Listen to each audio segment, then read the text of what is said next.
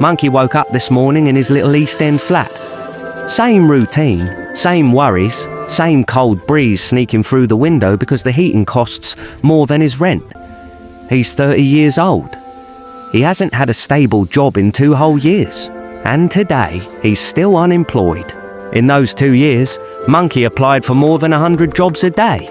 Every single day. So many applications that Indeed started sending him emails like, "Mate, you okay? You alright?" And what did he get in return? Rejection emails, silence, one interview where the manager said, "We'll let you know." And Monkey's still waiting 2 Christmases later. And the worst part isn't even the money.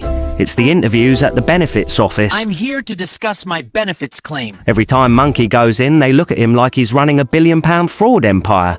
He's just trying to survive the London winter, not rob the Bank of England, but every appointment feels like he's on trial for stealing the Queen's crown. And don't think Monkey hasn't tried. He's from the East End, the best part of London where people hustle hard. He printed CVs, walked into shops, handed them out one by one. Half the managers pretended they weren't even there. He messaged employers on LinkedIn, Instagram. Probably would have sent a carrier pigeon if he had one. But the replies? Nothing. Zero. Not even a seen. Monkey hasn't felt this invisible since his ex left him for a guy with a vape shop.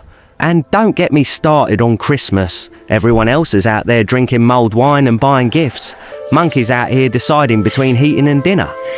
He can't afford both. So he just wallows in his 1-bedroom council flat about how he's 30, with not even a single opportunity to change his life. The competition in London has gotten bad. But today is different. Today, Monkey says, enough. This is the start of his career comeback. The journey to finally get hired.